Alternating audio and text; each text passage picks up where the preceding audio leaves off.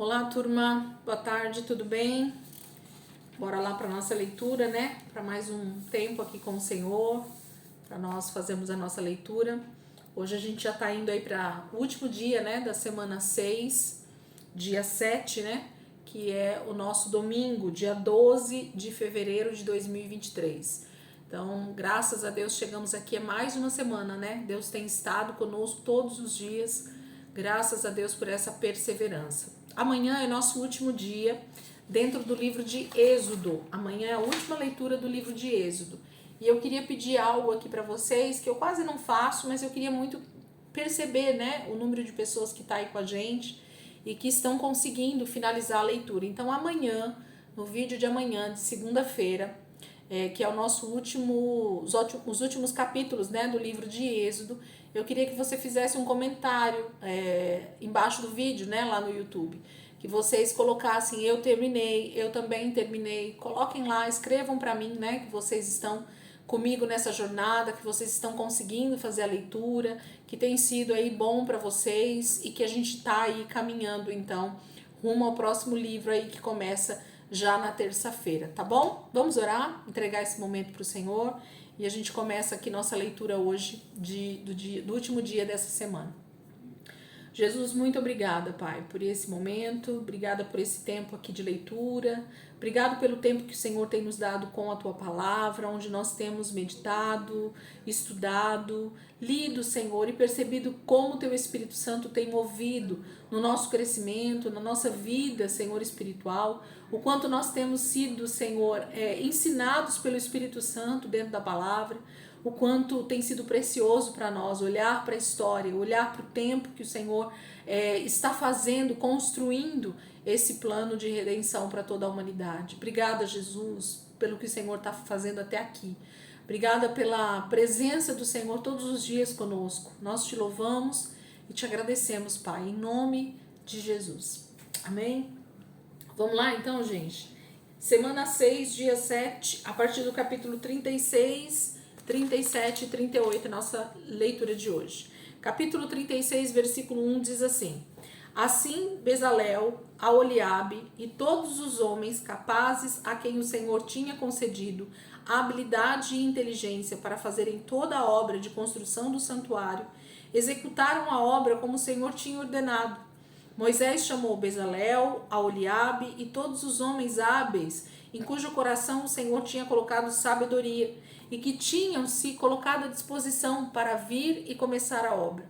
Moisés entregou a eles os materiais doados pelo povo para a construção do santuário. E todas as manhãs o povo trazia mais ofertas voluntárias a Moisés. Por isso, todos os construtores habilidosos que trabalhavam no santuário interromperam o trabalho e disseram a Moisés: o povo está trazendo muito mais do que o necessário para realizar a obra que o Senhor ordenou.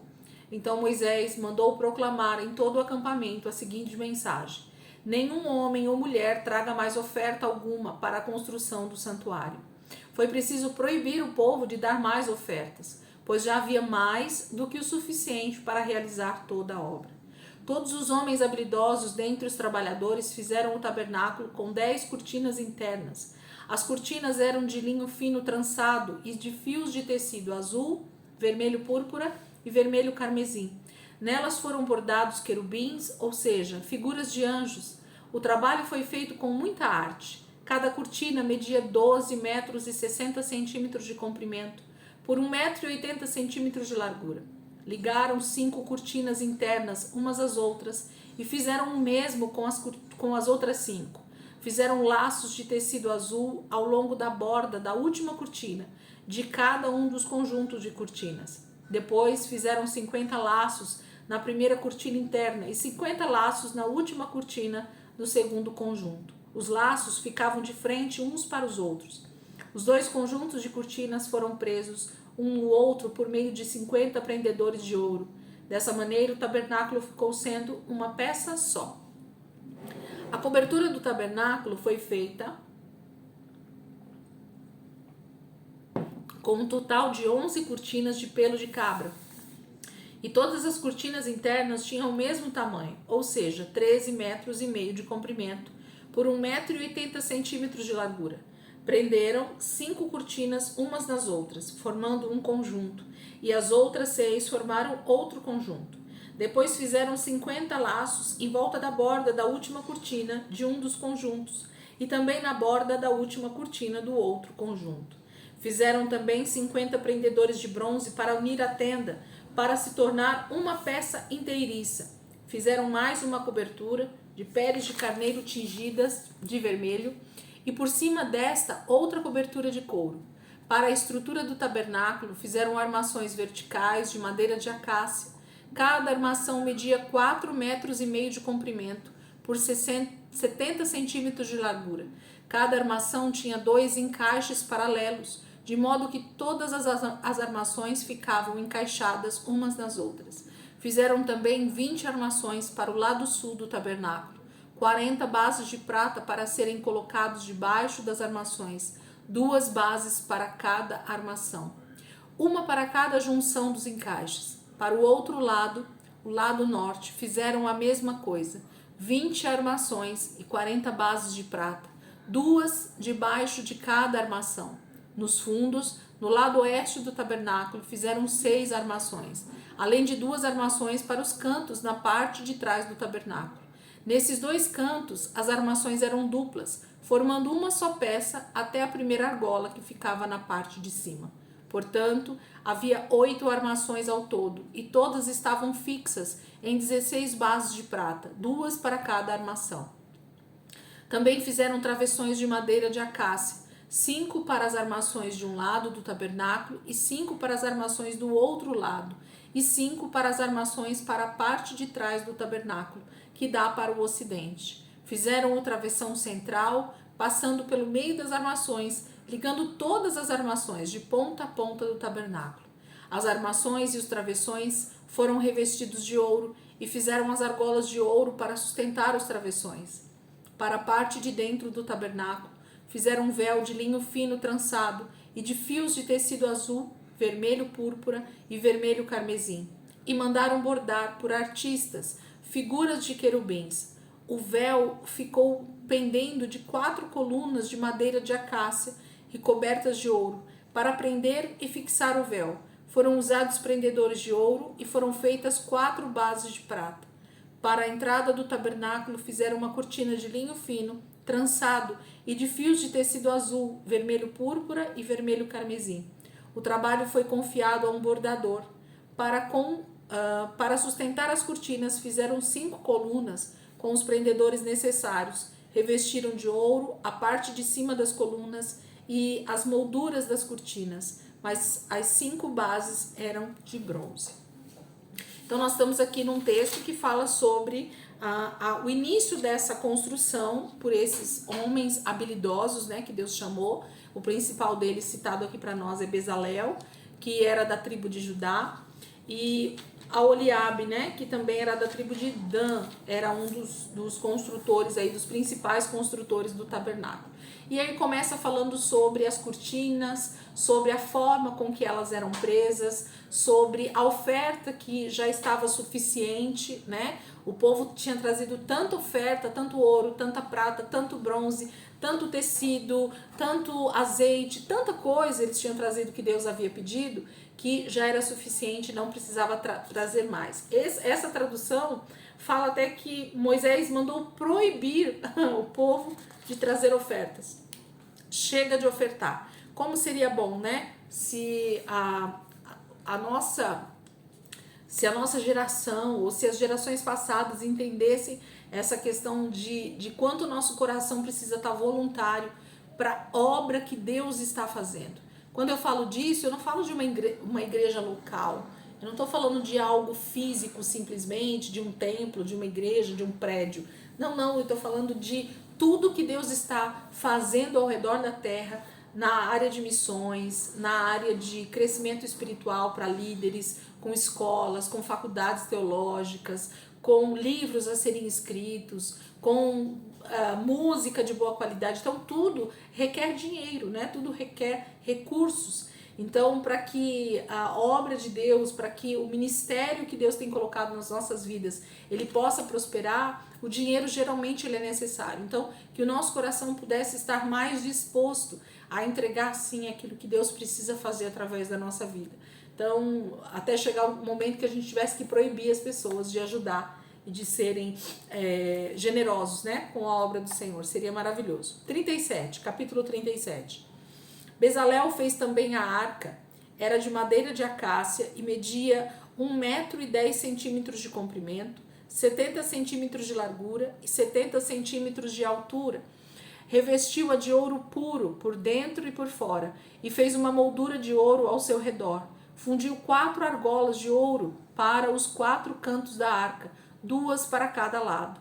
Fez também varas de madeira de acácia revestidas de ouro. As varas foram introduzidas nas argolas dos lados para carregar a arca. Fez uma tampa de ouro medindo 1,10 m de comprimento por 70 centímetros de largura. Fez também 2 querubins de ouro batido, um em cada ponta da tampa. A tampa e os querubins formavam uma peça inteira. Os querubins tinham as asas estendidas para cima, cobrindo com elas a tampa. Estavam com as faces voltadas uma para a outra, olhando para a tampa.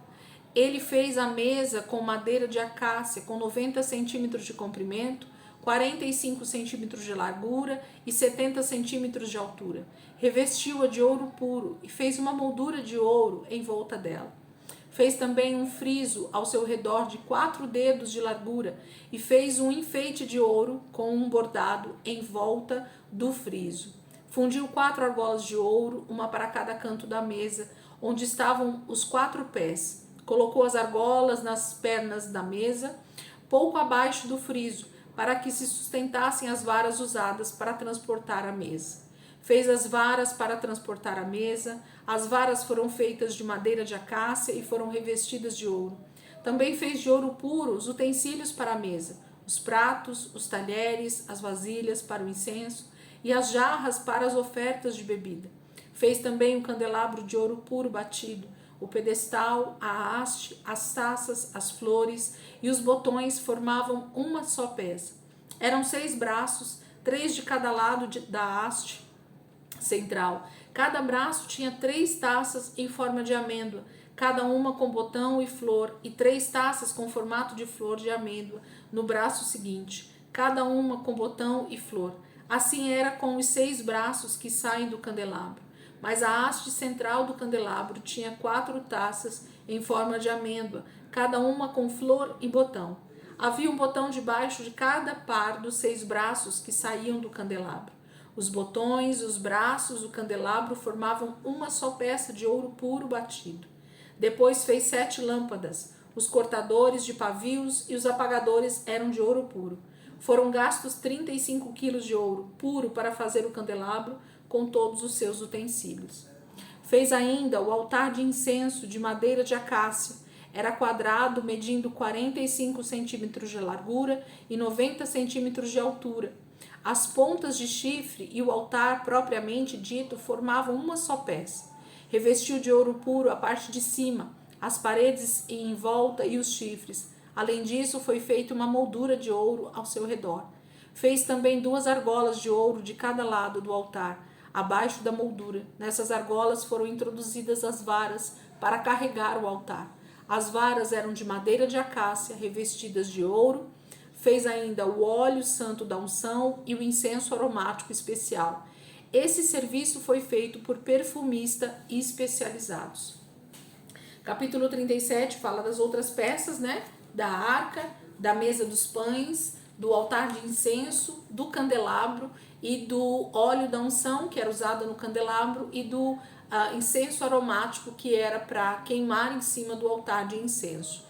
Então, o capítulo 37 fala dessas peças que eram de dentro do tabernáculo, tanto do lugar santo quanto do lugar santíssimo. Então, fala dessas peças, de como elas foram feitas, do material que elas foram feitas, das varas, né, que tinham que ser colocadas ali e não podia ficar tirando, porque os sacerdotes, os levitas, eles não podiam tocar nessas peças, elas eram santas. Essas peças não podiam ser tocadas com as mãos deles, tudo era carregado através dessas varas que eram já colocadas desde o início, e essas varas ficavam ali para que cada vez que eles começassem a andar de um lado para o outro no deserto, até chegar na Terra Prometida, todas essas peças seriam carregadas através dessas varas, ok?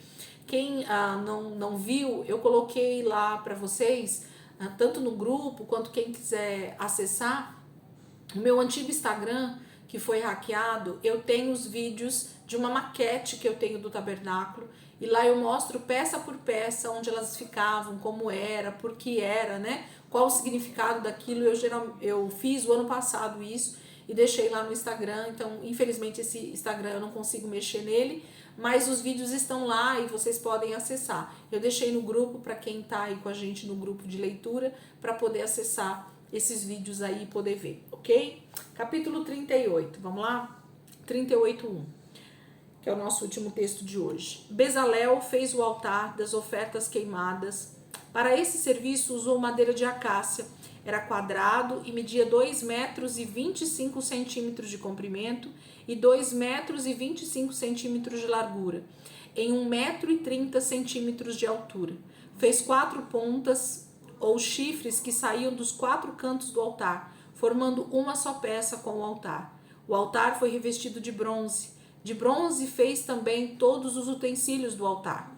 Fez as vasilhas para recolher as cinzas, as pás, as bacias de aspersão, os garfos e os braseiros. Fez também uma grelha de bronze em forma de rede, a meia altura do altar. Fundiu 4 argolas de bronze, uma em cada canto para sustentar as varas. Fez as varas de madeira de acácia revestidas de bronze para transportar o altar, que era de tábuas e oco. Foram colocadas argolas nos 2 lados. Fez ainda a bacia para servir de lavatório. A bacia e seu suporte eram de bronze, aproveitando os espelhos doados pelas mulheres que serviam na entrada do tabernáculo. Fez também o pátio. O lado sul tinha 45 metros de comprimento e cortinas externas de linho fino trançado. Eram sustentadas por 20 colunas e 20 bases de bronze. Os ganchos e os suportes das cortinas eram de prata. Ele fez a mesma coisa do lado norte do pátio, de 45 metros de comprimento, com cortinas apoiadas em 20 colunas e 20 bases de bronze. Os ganchos e os suportes das colunas eram de prata. O lado oeste, com cortinas externas, media 22 metros e meio de largura, com 10 colunas e 10 hastes. Os ganchos e os suportes eram de prata. No lado leste, era a mesma coisa, 22 metros e meio de largura. As cortinas de um lado da entrada eram de 6 metros e 65 centímetros de comprimento, com 3 colunas e 3 bases. Do outro lado da entrada do pátio, as cortinas eram de 6 metros e 75 centímetros de comprimento, também com 3 colunas e 3 bases. Todas as cortinas ao redor do pátio eram de linho fino trançado. As bases das colunas eram de bronze. Os ganchos e os suportes das colunas eram de prata. A parte de cima das colunas também era revestida de prata, de modo que todas as colunas em volta do pátio eram unidas por suportes de prata. A cortina da entrada do pátio era feita de linho fino, trançado e de fios de tecido azul, vermelho púrpura e vermelho carmesim, obra de bordador. Tinha 9 metros de comprimento e, segundo a medida das cortinas do pátio, tinha 2 metros e 25 centímetros de altura, com 4 colunas e 4 bases de bronze. Os ganchos e suportes e a parte de cima das colunas eram de prata. Todas as estacas usadas na construção do tabernáculo e do pátio eram de bronze. Essa é a relação do material usado no tabernáculo, a saber, o tabernáculo da aliança, registrada por ordem de Moisés, para que os levitas pudessem continuar seu ministério sob a direção de Itamar, filho do sacerdote Arão. Bezalel, filho de Uri e neto de Ur, da tribo de Judá, fez tudo o que o Senhor ordenou a Moisés. Com ele estava Aholiabe, filho de Aizamaque, da tribo de Dan, perito, desenhista e bordador em pano de linho fino e de fios de tecido azul, vermelho púrpura e vermelho carmesim. O peso total do ouro que o povo trouxe como oferta e foi usado em toda a obra do santuário foi 1 tonelada, conforme o peso padrão do santuário. O total da prata recebida dos que foram contados no recenseamento da comunidade foi superior a 3,5 toneladas, 6 gramas para cada um dos contados. Essa cobrança foi feita para todos os de 20 anos para cima, que somaram 603.550. As 3,5 toneladas de prata foram usados para fundir as bases do santuário e do véu. 100 bases feitas das 3,5 toneladas, 35 quilos para cada base. 20 quilos e 300 gramas foram usados para fazer os ganchos para as colunas e para revestir a parte de cima das colunas e para fazer os suportes. O povo doou 2,5 toneladas de bronze. Com o bronze foram feitas as bases da entrada do tabernáculo, o altar de bronze e a sua grelha e todos os utensílios do altar, as bases do conjunto de cortinas do pátio e todas as estacas usadas no tabernáculo e no pátio que ficava em volta do tabernáculo.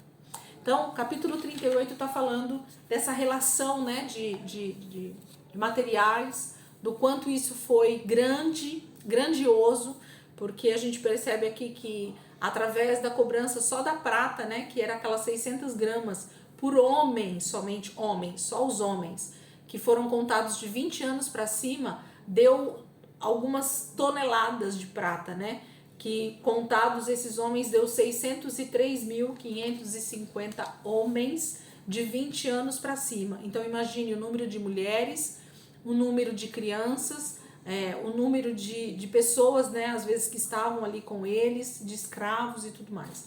Mulheres, né, e homens ao mesmo tempo. Então, assim, o número era grandioso demais, gente. Alguns estudiosos, pessoas que falam da parte histórica aí, acreditam que é muito mais de 2 milhões de pessoas que estavam ali naquele deserto e que então participaram ativamente desse momento histórico, né, da saída do Egito e da travessia ali pelo deserto. Amém?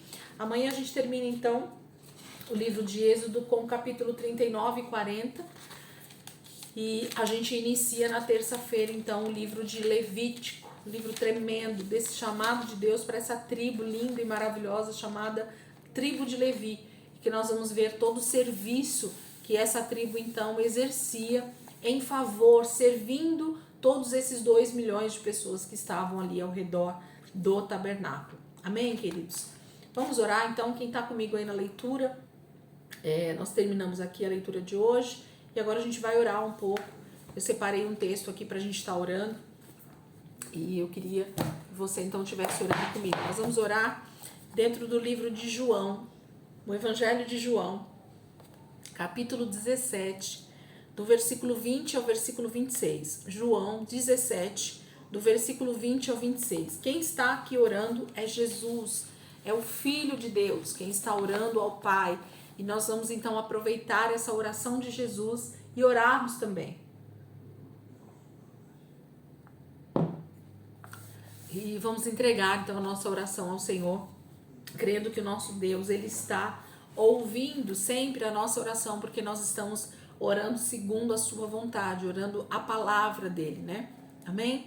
Então eu vou ler o texto e a gente vai então em seguida orar esse texto, né? Ministrar realmente ao Senhor esse texto. Diz assim: a minha oração não é apenas por eles. Oro também por aqueles que crerão em mim através da mensagem deles, para que todos sejam um, Pai, assim como tu és em mim e eu em ti. Que eles também estejam em nós, para que o mundo creia que tu me enviaste. Dê-lhes a glória que me deste, para que sejam um, assim como nós somos um. E eu neles e tu em mim. Que eles sejam levados à plena unidade, para que o mundo saiba que tu me enviaste e os amaste assim como me amaste. Pai, quero que os que me deste estejam comigo onde eu estou e vejam a minha glória, a glória que me deste, porque me amaste antes da criação do mundo. Pai justo, embora o mundo não te conheça, eu te conheço, e estes sabem que me enviaste. Eu os fiz conhecer o teu nome e continuarei a fazê-lo, a fim de que o amor que tens por mim esteja neles e eu neles esteja. Senhor, essa oração de Jesus fala desse momento em que ele olha para os seus discípulos, em que ele olha para para aquelas pessoas que estão seguindo, e ele então sente extrema compaixão, e ele entende que foi o próprio Pai, o Senhor, quem deu para ele essas pessoas que ele tem treinado, essas pessoas que ele tem ministrado, essas pessoas que têm acompanhado o seu ministério de perto, porque é através dessas pessoas que o Senhor daria início a uma jornada de evangelização ao redor do mundo, para que as pessoas fossem alcançadas e libertas do pecado e reconhecessem então que Jesus veio em carne, o próprio Deus encarnado. Então Jesus diz assim: a minha oração não é apenas por eles. Pai, nós não queremos orar simplesmente por aqueles que já estão salvos. Nós não queremos orar simplesmente por aquelas pessoas que nós já sabemos que já te aceitaram, que estão com o Senhor, mas também, Pai, por eles. Mas a nossa oração, Senhor, é justamente por aqueles que ainda vão crer, por aqueles que ainda vão te receber como Senhor e Salvador. Nós queremos que tanto aqueles que já te receberam, Jesus, como Senhor e Salvador da sua vida, e aqueles que ainda vão receber o Senhor como o Senhor das suas vidas, possam se tornar um. A oração de Jesus aqui para nós, Pai, esse ensino de oração de Jesus para nós está falando nitidamente sobre unidade, nitidamente, Senhor, sobre sermos um com Jesus, com o Espírito Santo e com o próprio Senhor.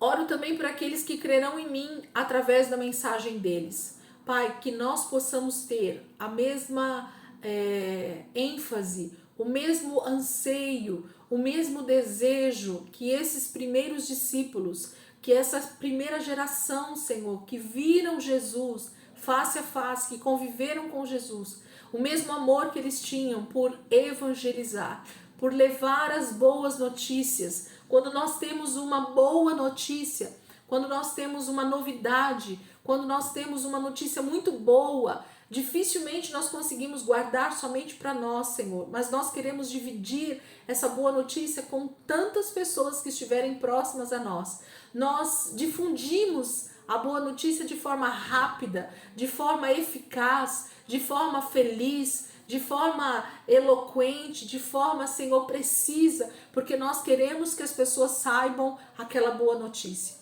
Então, Pai, que essa mesma boa notícia que chegou até mim, que chegou até esses discípulos, que tem chegado até os confins da terra, Senhor, que nós, eu, Senhor, e cada um dos meus irmãos que aqui estamos, orando ao Senhor nesse momento essa palavra, que nós possamos ter essa mesma ênfase, esse mesmo desejo de dar as boas notícias do Evangelho, que nós possamos abrir a nossa boca, Senhor, e dizer o quanto o Senhor tem feito em nós, mas principalmente o que o Senhor deseja então fazer na vida dessas pessoas, que é arrancá-las do império das trevas, que é levá-las ao conhecimento do Senhor, porque é isso que Jesus está nos ensinando. Porque oro também por aqueles que crerão em mim através da mensagem deles, para que todos sejam um, Pai, assim como tu és em mim e eu em ti.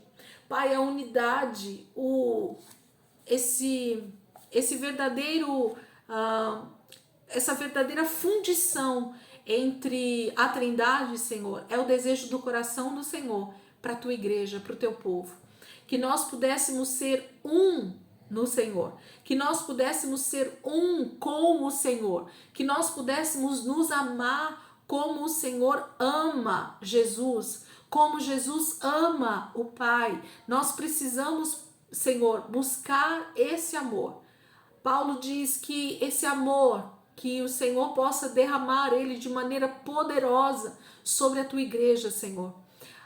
O maior desafio, Jesus, da igreja de Cristo na terra, ao redor de todo o mundo, é conseguir demonstrar através do relacionamento entre irmãos o verdadeiro amor de Cristo.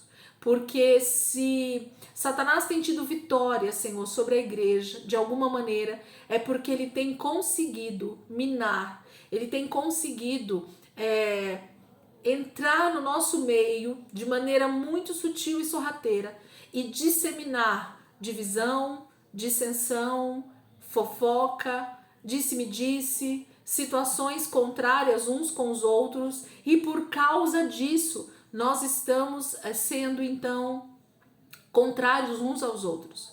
A nossa primeira divergência já é dentro do próprio corpo de Cristo.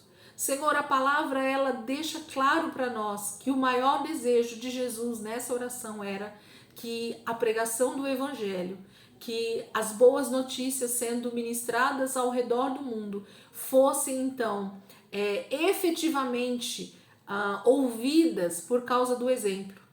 O maior desejo de Jesus é que as pessoas conhecessem Ele através da minha vida. Senhor, me ajuda a buscar esse amor, a viver, Senhor, esse amor no meu dia a dia, com as pessoas que estão ao meu redor. Que a minha vida possa transparecer Jesus. Que a minha vida possa realmente resplandecer a glória de Deus. Não essa glória, Senhor, que às vezes a gente imagina como uma luz brilhante que emana de nós e que então nós nos tornamos santos com uma auréola na cabeça. Não, Senhor. Que a atitude de justiça, a atitude de obediência ao Senhor, a atitude de generosidade para com o meu próximo, a atitude de dar boas notícias às pessoas que estão perto de mim sobre salvação e principalmente a minha vida, Senhor, no meu dia a dia seja o reflexo dessa obediência, de amor ao Senhor. Jesus, o Senhor diz na tua palavra que aqueles que te amam, eles obedecem a tua palavra. Se eu disser que eu amo ao Senhor, mas não tenho obedecido a tua palavra, se eu não tenho obedecido aos teus mandamentos, eu sou mentirosa, Senhor. Então, Pai, em nome de Jesus, que toda mentira, que toda falsidade, Senhor, que todo espírito de engano que possa estar manipulando a nossa mente, Senhor, manipulando os nossos sentimentos e coração e as nossas emoções, seja, Senhor, cada dia mais colocado para fora da nossa vida através da palavra, através da luz, Senhor, que a tua palavra emana sobre a nossa vida. Pai, em nome de Jesus, que a luz, que a tua palavra nos coloca cada dia, Senhor, seja então o motivo das trevas irem embora e que eu possa então resplandecer a luz do Senhor através da obediência à tua palavra. Senhor, nós queremos obedecer a tua palavra. Pai, eu quero obedecer a tua palavra. Me ajuda, Senhor, a compreender. Me ajuda, Senhor, a me santificar através da palavra. Me ajuda a compreender e pôr em prática, Senhor, cada texto da tua palavra.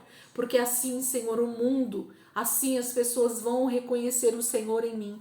E o teu nome, então, vai ser glorificado. E o Senhor vai ser exaltado entre as nações, entre as pessoas que estão perto de mim, entre os povos que estão perto de mim.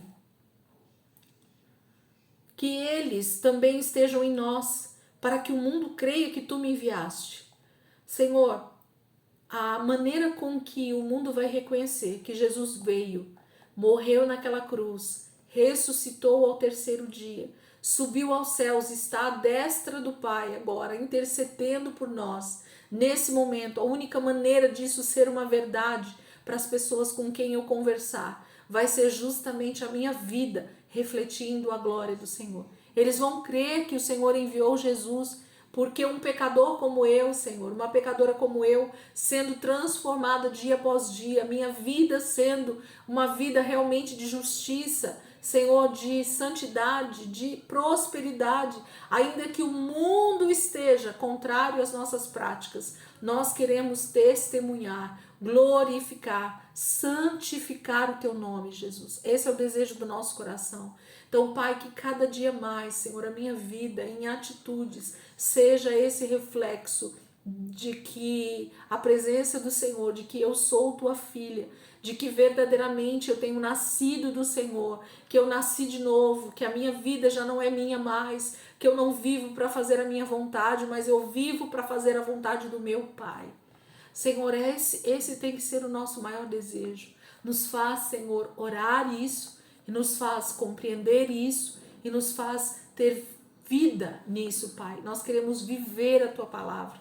Nos ajuda, Espírito de Deus, a compreender essa verdade. que essa verdade seja ensinada ao nosso espírito, que isso se torne, Pai, um rema dentro de nós, que nada possa arrancar essa semente, Senhor, que está sendo lançada agora na nossa terra, na nossa vida, no nosso coração. E que no tempo oportuno, tudo isso dê frutos, Pai, muitos frutos para o Teu reino, Senhor. Dei-lhes a glória que me deste, para que sejam um, assim como nós somos um. Eu neles e Tu em mim. Senhor, quando o Senhor enviou o Espírito Santo, o Consolador, o nosso ensinador, o Paracletos, para estar habitando dentro de nós, o mesmo Jesus que andou nessa terra, agora habita dentro de mim e Ele me ensina todas as coisas. É o Espírito Santo que tem revelado Jesus para mim todos os dias. É o Espírito Santo que está habitando dentro de mim, que agora acende uma luz, Senhor, todo o tempo, onde existe pecado, onde existe injustiça, onde existe mentira, onde existe engano, Senhor. Que o Espírito Santo traga luz, Senhor, em áreas da minha vida que ainda estão escuras. Áreas da minha vida que eu ainda não consegui vencer o pecado, Senhor. Áreas da minha vida em que eu ainda preciso de transformação.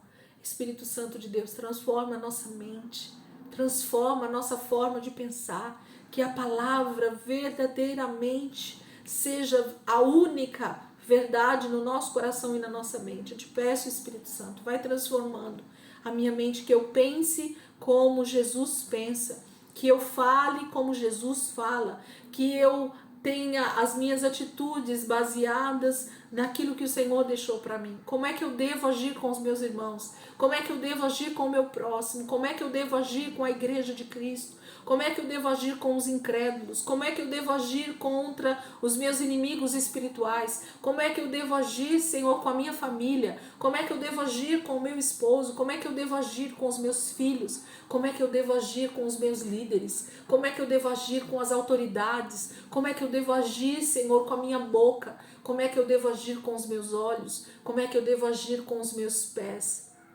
Senhor, que a Tua presença, Senhor, seja constante em nós, que o Espírito Santo consiga realmente acender uma luz vermelha diante de nós dizendo é pecado, diante de nós dizendo está errado, diante de nós transformai-vos a vossa mente e o vosso coração.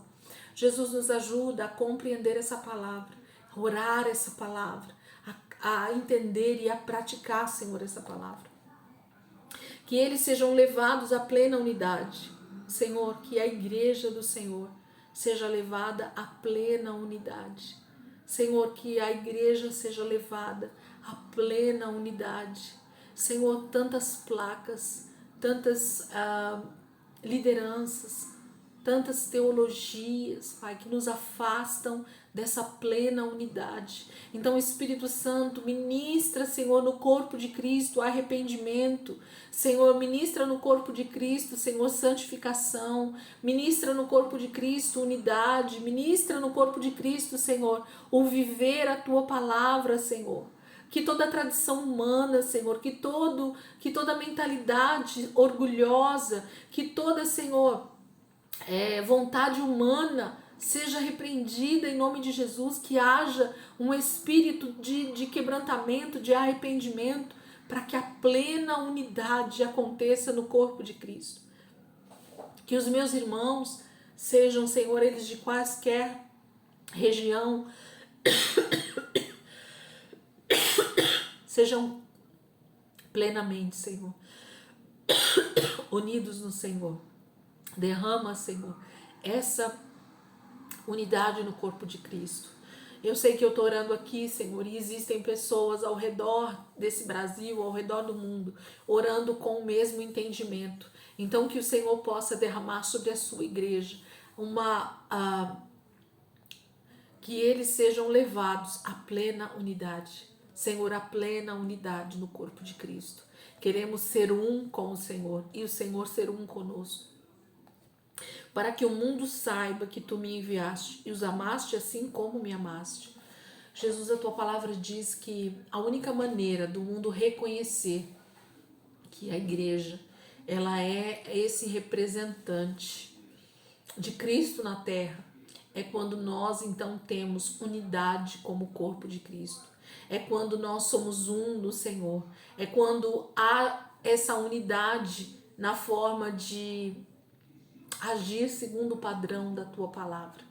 Senhor, o Senhor nunca nos chamou a sermos iguaizinhos no sentido de dons, talentos, temperamentos, maneira de ser, né? O Senhor nos criou únicos, mas o Senhor nos chama à unidade. Mesmo com as minhas diferenças, com a forma de falar, com o meu tipo, com o meu estereótipo, com o meu corpo, com a minha forma de falar, com a minha forma de ser, com a cor dos meus cabelos, ainda assim que cada pessoa ao meu redor se torne um comigo em Cristo, como igreja, para que nós possamos formar um corpo, e esse corpo bem ajustado seja então saudável, de forma saudável, seja um crescimento extremamente saudável, para que o Senhor apareça, para que o corpo de Cristo seja manifesto nesta terra e nós possamos ver que Jesus foi enviado para salvar esta humanidade, para tirá-los do império das trevas e levar para o reino do Filho do seu amor. Oh Jesus, Pai, eu quero que os que me deste estejam comigo onde estou e vejam a minha glória, a glória que me deste porque me amaste antes da criação do mundo. Senhor, nós queremos sim estar com Jesus. A palavra de Deus diz que nós estamos assentados com Cristo nas regiões celestiais. Queremos sim, Senhor, compreender essa verdade e agirmos, Senhor, de acordo com essa verdade. Que as nossas atitudes aqui nessa terra não sejam baseadas em atitudes simplesmente terrenas, mas que o nosso entendimento seja desse lugar de honra, desse lugar de governo nessa terra. Nós estamos assentados com Cristo nas regiões celestiais e então podemos governar essa terra debaixo desse reinado, debaixo desse governo de Cristo, debaixo do governo do reino de Deus. Pai, nós queremos compreender que o teu reino tem uma forma de pensar, uma forma de agir, uma forma de se comportar, leis a serem seguidas, um pai para ser obedecido, um rei para ser governo sobre nós. Então, em nome de Jesus, nos leva a esse entendimento, para que Jesus possa, então, reinar como Senhor nas nossas vidas. Nós não somos de nós mesmos, nós temos um Senhor sobre nós. Jesus é o nosso Senhor e Salvador. Nós queremos estar debaixo desse governo, nós queremos estar debaixo desse Senhor, senhorio. Nos ensina, Senhor, a estar debaixo dessa submissão, a entendermos essa submissão em amor. Nós somos escravos por amor, porque o Senhor nos resgatou e nos amou primeiro. Pai justo, embora o mundo não te conheça, eu te conheço, e estes sabem que me enviaste. Eu os fiz conhecer o teu nome e continuarei a fazê-lo, a fim de que o amor que tens por mim esteja neles e eu neles esteja. Jesus, muito obrigada, porque o Senhor ensinou os seus discípulos, tem ensinado a tua igreja há mais de 2000 anos. O teu Espírito hoje habitando em nós é esse que nos ensina quem é o Pai, quem é o Filho e quem é Ele mesmo, o Espírito Santo. Esse Consolador, esse mesmo Jesus que habita dentro de nós, nos levando para esse lugar de intimidade, nos levando para esse lugar de comunhão com o Senhor, nos levando para esse lugar de conhecer o Senhor. Nós queremos nos relacionar com o Senhor, Pai, de maneira íntima e profunda, a tal ponto, Senhor, que sejamos um com o Senhor, que sejamos um com o Pai, que sejamos um com o Espírito Santo. E a nossa vida, então, nunca mais vai ser a mesma. A nossa maneira de viver nunca mais vai ser a mesma. É nesse nível, Senhor, de relacionamento que nós queremos estar. Conhecer o teu coração, Jesus. Conhecer o coração do Pai, saber o teu plano e o teu projeto para esse tempo, Pai. O que é que o Senhor tem para 2023? O que é que o Senhor tem, Pai, para esse século? O que é que o Senhor tem para esse momento da história? Queremos estar participantes do plano do Pai. Queremos estar participantes do plano do Filho. Queremos estar atuantes com o Espírito Santo. Senhor, quantas e quantas vidas necessitando, Pai, da nossa palavra, necessitando do ensino que o Espírito Santo tem dado para nós. Nos capacita cada dia mais, Senhor, com ousadia e intrepidez a levar este evangelho, a declarar as boas notícias às pessoas que estão perto de nós. Que essas boas novas sejam a maior alegria na nossa vida de estarmos então compartilhando, falando com outras pessoas sobre essa boa notícia. Muito obrigada, Jesus. Muito obrigada, Senhor, por esse momento, por essa palavra, por esse ensino, por essa revelação que o Senhor vai nos dando todos os dias. Obrigada, Jesus. Obrigada, Espírito de Deus. Obrigada, Espírito Santo. Amém. Amém, queridos. Deus abençoe a vida de vocês. E amanhã, se Deus quiser, a gente está aqui de volta. Vocês possam ir passar um tempo com o Senhor, deixar o Espírito Santo ministrar a vida de vocês. Essa é a nossa oração. Amém? Orar a palavra dia após dia, ministrando ao Senhor a vontade dele para a nossa vida e para esta geração. Amém? Deus abençoe.